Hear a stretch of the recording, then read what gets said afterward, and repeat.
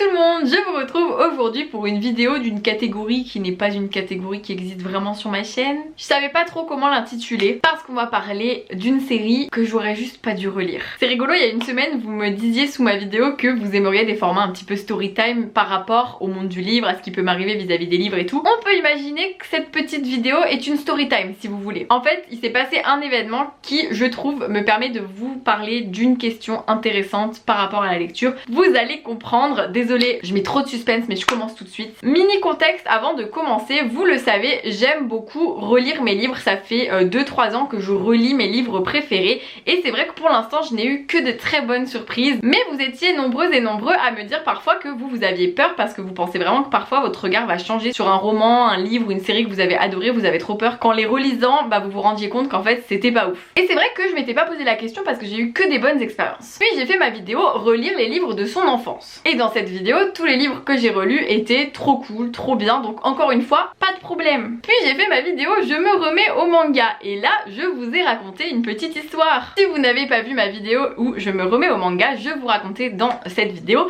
que lorsque j'étais jeune, j'avais genre 12-13 ans, j'allais à la bibliothèque et j'empruntais absolument tous les mangas de la bibliothèque. J'ai vraiment lu énormément de mangas là-bas. C'était mélangé, hein. Tous les mangas étaient réunis dans un seul et même rayon qui était ado-adulte en gros. Et c'est là que j'ai lu, comme je vous le disais dans ma vidéo, ma première série de mangas un petit peu olé olé, c'est-à-dire qu'il y avait clairement du cul dedans. Et quand on a 12-13 ans, on se dit oulala oulala. Donc du coup quand j'ai emprunté ces mangas, je les cachais un peu sous mes autres livres, comme si la bibliothécaire ou le bibliothécaire n'allait pas les voir. C'est exactement comme quand je lisais le guide du zizi sexuel. Je le cachais un peu alors qu'en fait déjà c'est un livre pour les enfants, donc évidemment que c'était logique que je l'emprunte. J'avais pas de raison d'avoir honte, mais quand même ça me gênait un petit peu. Je pense même pouvoir honnêtement vous dire que je n'ai absolument pas dit à mes parents que j'avais emprunté ces livres. Donc j'empruntais des mangas un petit peu chaud cacao et il s'avère que après ma vidéo relire les livres d'enfance, après ma vidéo manga, je me suis dit mais et si je relisais ces mangas là aussi, parce qu'au final mon regard peut-être que voilà, genre déjà je voulais voir si c'était si chaud que ça, parce que je me dis peut-être que quand j'avais 12-13 ans des petits trucs me paraissaient oulala alors qu'en fait ça va, c'était pas super descriptif. Surtout que c'est une série, je sais pas trop, c'est une série plutôt shoujo, donc je me suis dit finalement peut-être que je me suis enflammée et que c'était pas non plus si descriptif que ça, mais pourquoi pas les relire quand même pour revoir un petit peu de quoi ça parle tout ça. Et c'est là que j'ai eu la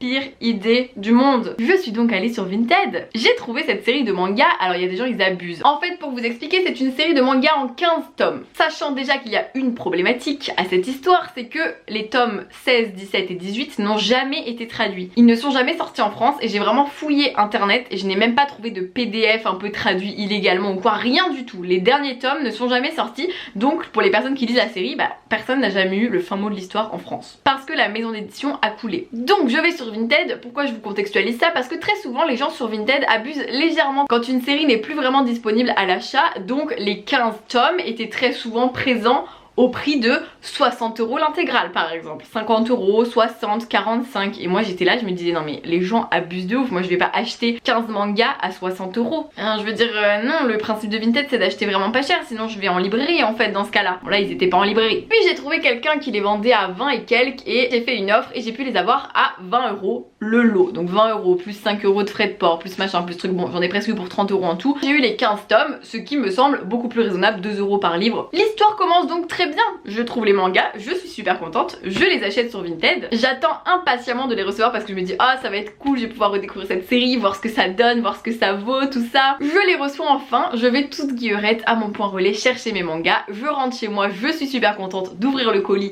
et de trouver les 15 tomes en très bon état, enfin vraiment nickel, l'achat qui se déroule très bien. Je me dis allez je me lance, je lis le tome 1. Donc du coup je lis le tome 1 et alors je vous explique le résumé. Je ne sais pas si vous connaissez le roman Forbidden qui est un roman qui est sorti il y a plusieurs années où l'histoire concerne un frère et une sœur qui sont un peu délaissés par leurs parents. Ils ont d'autres frères et sœurs d'ailleurs, hein. C'est les deux grands de la fratrie. La vie fait qu'ils vont tomber amoureux et vouloir sortir ensemble, mais que c'est très compliqué vu qu'ils sont frères et sœurs, bref vous avez compris. J'avais pas du tout aimé ce livre, pas pour le sujet que je trouve assez intéressant parce que à la limite pour moi on reste tous des êtres humains, on a tous nos qualités, nos défauts et je me dis que évidemment ça peut arriver, dans certaines circonstances ça peut arriver, et l'histoire donc avait quand même un certain intérêt, mais j'ai pas du tout aimé comment ça a été traité, donc du coup bon bref, j'avais pas aimé. Il s'avère que des années avant ce roman, j'avais lu du coup Forbidden Love qui raconte un peu le même principe. C'est l'histoire de deux jeunes adultes, ils ont tous les deux 20 et 22 ans, ils vont se rencontrer à Rome, ils vont passer une nuit ensemble, ils se plaisent beaucoup, ils s'attirent beaucoup. Le voyage à Rome se termine et ils rentrent chez eux, puis ils vont tous les deux être contactés par leur mère parce qu'elle doit leur expliquer que je sais pas quoi machin, le père, un décès, etc. Et ils vont découvrir qu'ils sont frères et sœurs. Ils vont devoir vivre ensemble et ils vont se rendre compte que bah en fait le problème c'est que vu qu'ils sont quand même rencontrés sous des circonstances où ils s'attiraient beaucoup, bah ils n'arrivent pas à faire face à cette attirance et à l'effacer. Et donc on est sur une série où bien sûr le frère et la sœur se tournent autour, ils s'aiment plus, ils s'aiment mais c'est pas bien, il faut se séparer, mais ils s'aiment, ils se remettent ensemble, mais ils s'aiment, mais bon c'est dangereux, mais bon les gens veulent pas qu'ils soient ensemble, c'est la honte, nan on s'aime plus. Voilà le résumé en gros. Vous sentez déjà à ce que je vous dis que ça a pas été une super expérience la relecture. Le tome 1 je le relis, je me dis oh c'est à peu près comme je m'en souvenais, ça va, ça se passe tranquille, vraiment ça passe encore il me semble. Enfin je vous dis tranquille mais déjà il y a des trucs un peu problématiques. Bref, premier petit truc drôle de cette histoire, je finis le tome 1 et je découvre qu'à la fin il y a écrit 1 euro. J'ai donc payé 2 euros chaque tome et en fait la personne qui les avait achetés les avait payés 1 euro chaque tome. Je suis un peu deg. Vous me direz moi aussi je vais les revendre et je vais pas les revendre 1 euro chaque tome vu que j'ai payé 30 euros presque. Donc évidemment c'est une sorte de réaction en chaîne. Ça se trouve la personne d'avant les avait aussi achetés sur Vinted. Qui sait. Je vais pour commencer le tome 2 et nous tombons sur la deuxième histoire drôle. Je découvre que quelqu'un a fait un bisou sur la page et que ça a même collé. Déjà vraiment ça me dégoûte. Bref.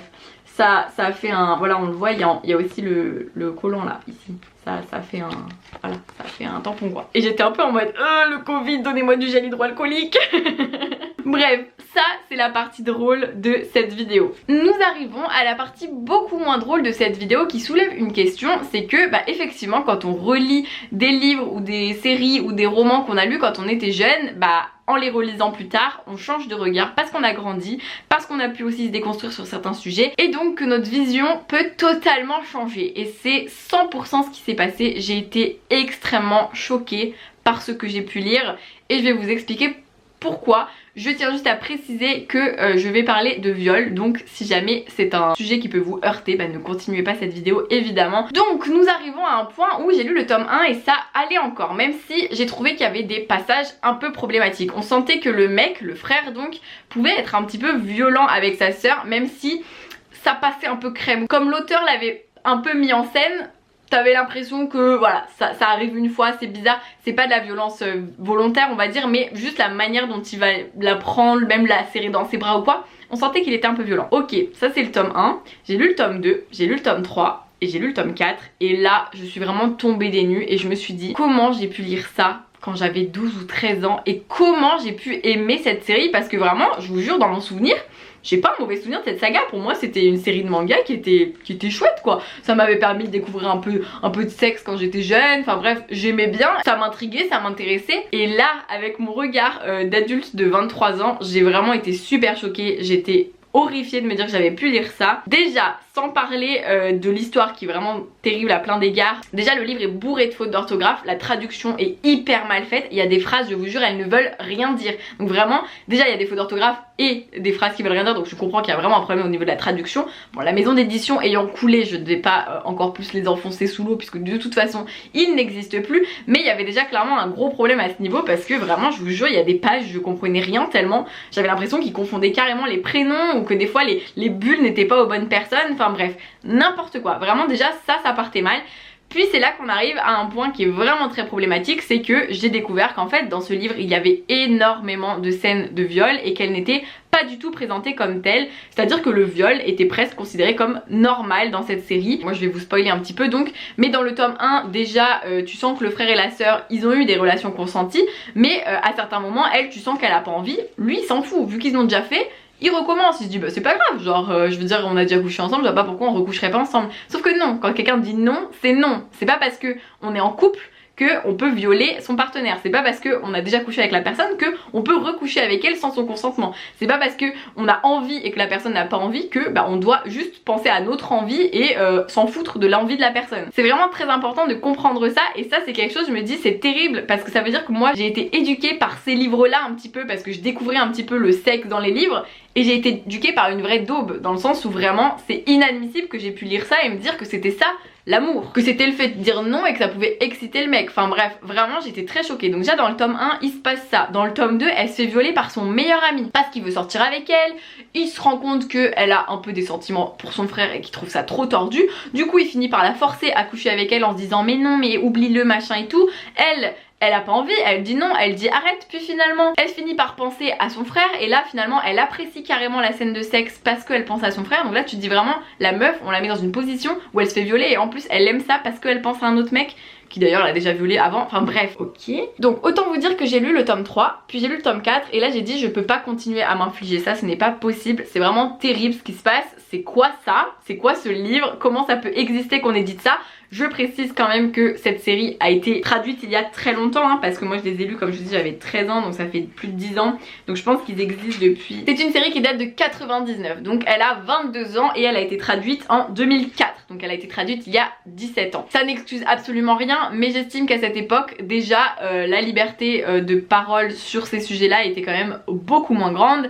Et donc la culture du viol était d'autant plus présente, bien qu'elle existe toujours. Bref, j'ai lu le tome 4 et là j'ai dit c'est pas possible, j'arrête tout de suite. Et je me suis dit quand même, ma curiosité me pousse à savoir où est-ce que cette histoire mène. Donc je vais lire le tome 15. Je suis donc passée du tome 4 qui est juste ici, enfin je vais pas y arriver, au tome 15 instantanément. Autant vous dire que c'était nul, le tome 15 c'est la même histoire que le tome 1, 2, 3, 4. Enfin vraiment ils font tout le temps la même chose, ils se posent les mêmes questions, les mêmes problématiques, c'est insupportable. Et il y a encore des viols. Donc vraiment dans le tome 15 elle se fait carrément violer par le mec de sa mère qui la viole parce qu'il espère qu'elle aura un enfant de lui pour qu'elle puisse quitter son frère parce qu'au moins si elle est enceinte du mec de sa mère elle va quitter son frère. Oh j'étais là je me suis dit c'est pas possible, là on touche le fond. Et en plus on finit le tome 15 sur un cliffhanger de malade, c'est à dire que ça se finit avec une intrigue de fou et la suite n'a jamais été traduite. Donc déjà ça vaut pas le coup de lire ces livres hein, de base, mais en plus de ça ça vaut pas le coup puisque vous n'aurez jamais la fin de cette histoire. Tout ça pour vous dire que cette histoire, cette mésaventure m'a amené à vous parler de ça, à vous parler de ces problématiques qui peut-être lorsque j'étais plus jeune ne me percutaient pas